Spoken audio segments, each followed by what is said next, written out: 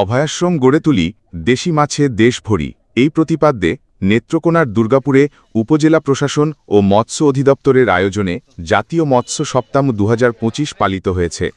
উপজেলার বিভিন্ন এলাকার মৎস্যচাষী ও কৃষকদের অংশগ্রহণে নানা কর্মসূচির মাধ্যমে এ মৎস্য সপ্তাহ উদ্বোধন করা হয়। এ উপলক্ষে সোমবার সকালের র্যালি, পুকুরে মাছের পোনা অবমুক্তকরণ ও আলোচনা সভার মাধ্যমে মৎস্য সপ্তাহ উদ্বোধন করা হয়।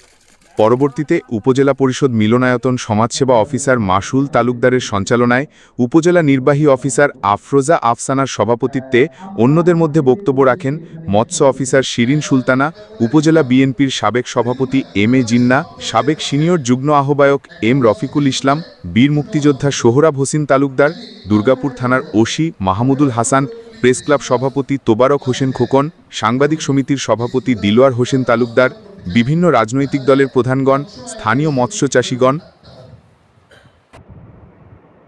আসলে আমাদের এই যে সোমেশ্বরী নদী, এই দুর্গাপুরকে নিয়ে যদি আমরা চিন্তা করি, আমি আসলে ২০০৬ সালে দুর্গাপুর থানায় যখন কর্মরত থাকি তখন এই সোমেশ্বরী নদীর প্রবাহ দেখেছি, মাছের আধিক্য দেখেছি। আমরা মহাসড়ক